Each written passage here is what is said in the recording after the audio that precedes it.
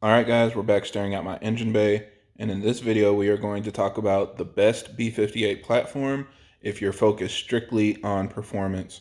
And I think at this point, with all the information out there, we all know that the best platform is the Supra, but that kind of begs the question, why is it so much faster than BMWs that have had the B58s for much longer and unlocked DMEs for much longer? Why are they getting so much faster, so much more quickly, and just completely passing them up? So I'm going to try to talk about that in this video and explain the differences with the Supra compared to the BMWs with the B58s. And hopefully that gives you guys a little bit of insight and maybe helps give you an idea whether the Supra is the right car for you.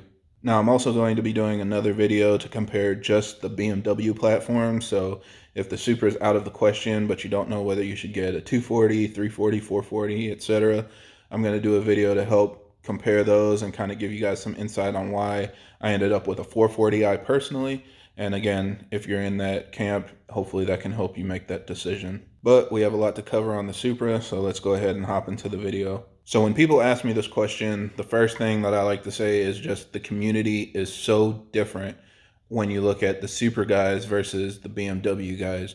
When you go to a BMW forum and you see somebody buy a 340i, for example, they might post up some parts when they get home and they say, I couldn't wait to modify my car. I have these, carbon fiber mirror caps and some black grills. I just had to get something done to my car.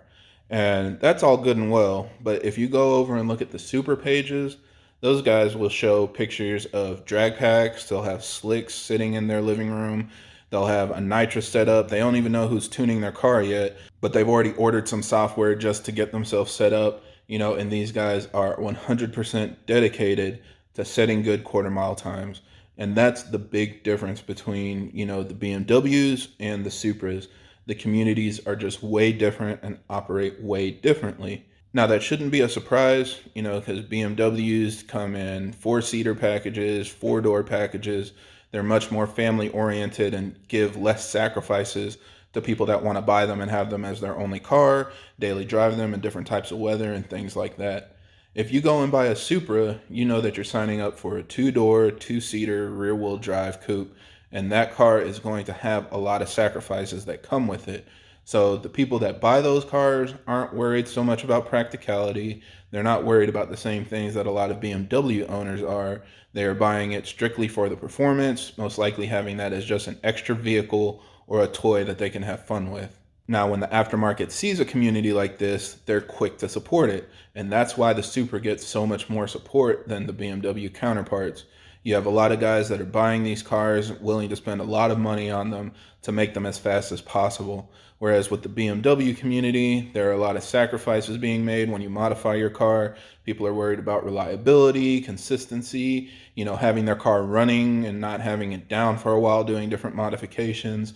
So you just end up dealing with very different customers when you're working with people in the BMW community versus the Supra community. Then you also have a difference in focus as far as where the performance is happening, because there aren't really a lot of tracks around anymore, and they don't really have a lot of free track days or cheap track days. So you have BMW owners that might go to test and tune every once in a while to set some times, but most people are just doing draggy racing, and they find a good strip of road with a level surface and try to get some times with their draggy. But if you look at the Supra guys, they're willing to strap their cars to a trailer, drive it cross country, go to some major events, and run back to back to back, getting the best times that they can with the best conditions that they can. They're going to run with the best tire setup on a prepped surface so that they can set the fastest quarter mile time possible. They're not worried about if their Michelin Pilot Super Sports are going to hook on the street with 700 horsepower and all of these other scenarios that BMW owners try to work around. So again, all of that to say the community is just very motivated and very driven to performance specifically, and that lends to the aftermarket giving them more support because they know that's where the money is, and that's where their hard work is going to turn into something very visible. Now, even outside of the community and the aftermarket itself, there are a lot of things specific to the platform that just lend to it being a much better performer.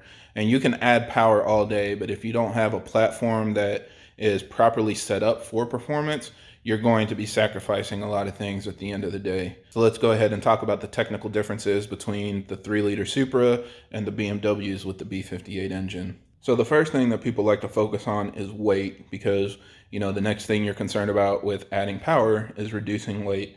And the Supra itself, of course, is the lightest B58 platform available. It comes in around 3,400 pounds based on the Toyota website. There are going to be a couple different measurements for weight across all the vehicles and different publications and things like that. So I'm just going to refer to the official ones that I found. If you guys found one that's a little bit different, feel free to comment, but this is what I found. So the Supra comes in right around 3,400 pounds.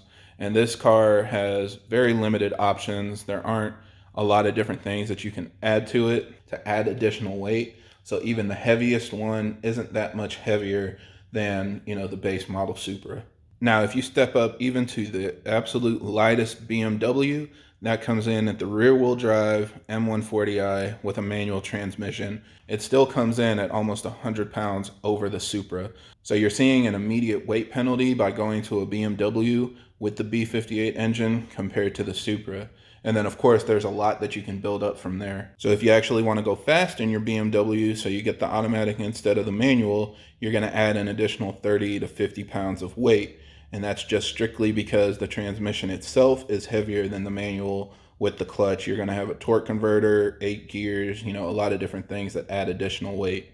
Then let's say you want to get the X-Drive model. So now you're less worried about putting really aggressive tires on to make your rear-wheel drive car hook.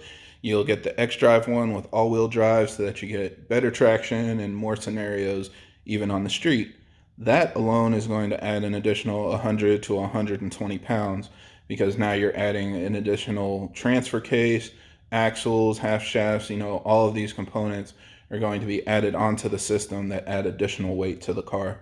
And then, of course, not everybody wants a 1 Series, or the 1 Series isn't available everywhere. So if you go from the 1 Series to the 2 Series, you're going to add an additional 50 pounds. And if you go from the 2 Series to the 3 or 4 Series, you're going to add about 100 pounds.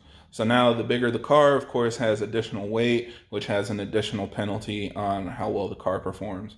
And of course, as you go up from there, to the 5 Series, 7 Series, X3, X5, whatever the case may be, it's just going to get heavier and heavier.